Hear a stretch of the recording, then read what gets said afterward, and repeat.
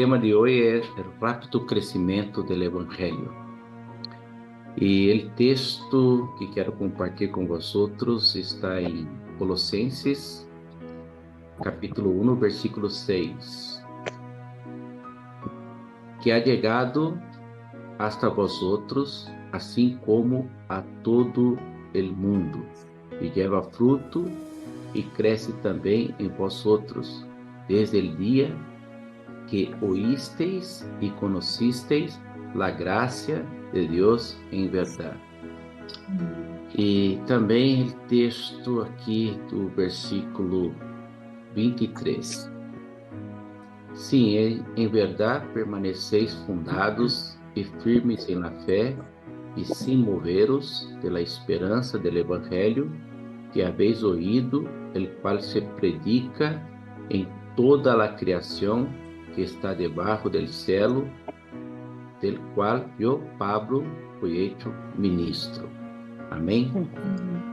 Me chama muito a atenção as palavras de Pablo à igreja de Colossas e fazendo destaque do rápido crescimento da igreja em seu princípio, que demonstra compromisso da igreja, entendimento da igreja em lo que é predicar o evangelho, a ordem dejada por nosso Senhor Jesucristo, pero não solamente lo que Deus dijo por meio de Jesus em Marcos, sino também em Mateus, porque lo que veo aqui que Pablo está dizendo em versículo 6, e o evangelho está sendo predicado em todo o mundo e leva fruto e cresce também em vosotros.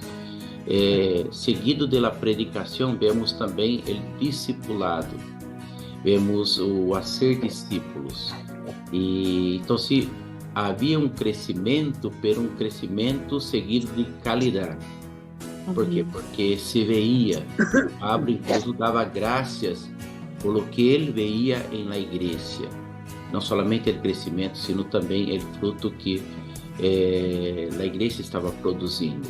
Esse rápido crescimento de Pablo, esse rápido crescimento do evangelho que Pablo predicava, é interessante que ele estava como resgatando, era trabalho de resgate.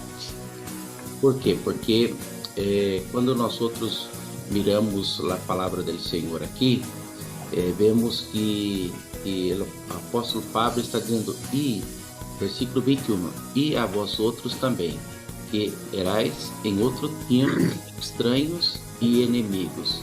Ou seja, interessante, ele está dizendo que o campo em si é hostil.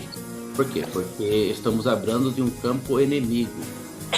Pero ele estava dizendo que o evangelho entrava em campos hostis, iba por los extraños e inimigos e os convertia agora já em amigos de Deus. Então é interessante ver aqui que esses que em outro tempo eram estranhos, agora sim conhecidos de Deus. E agora não mais inimigos, sino amigos de Deus. Então ele está dizendo que a obra do resgate era ir aonde estavam esses estranhos, inimigos, resgatar-lhes desde ali, vale? E traê-los para uma reconciliação, pero uma reconciliação que era a la vez estar bem com Deus e não mirar atrás, deixar as coisas que atrás haviam quedado. É muito interessante quando nós outros miramos para Pablo, que teria também a preocupação não somente de ver o evangelho chegando em todo o mundo, sino que ver fruto em la predicação.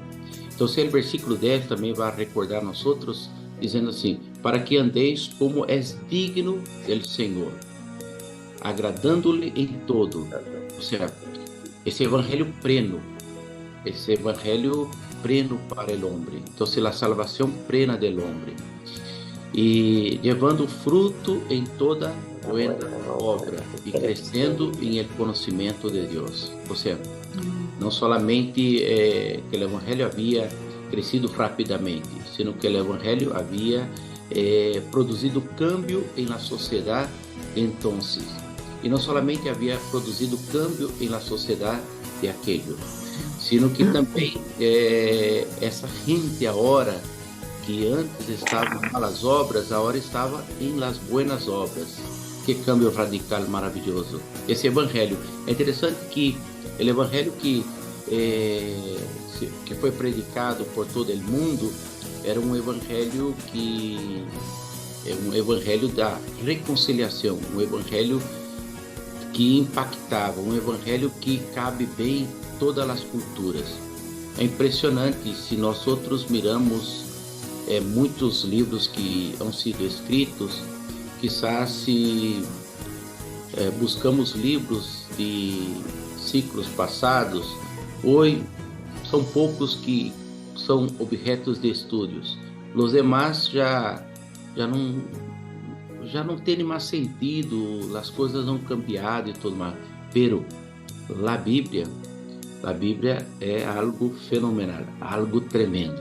A Bíblia não cabe em qualquer cultura e sempre está como que um livro atual para o presente, para o dia de hoje e para todas as edades, para todas as gerações. Então é maravilhoso ver como a Bíblia impactou essa sociedade que ao ponto de resgatar inimigos, converti-los em amigos, resgatar estranhos e fazê-los conhecidos, e fazer com que pessoas abandonem suas malas práticas para entregar-se a las buenas obras. Então isso é maravilhoso e é um evangelho tão poderoso que o versículo 13 vai dizer assim: el qual nos ha librado de la potestad de las tinieblas, ou seja, um poderio.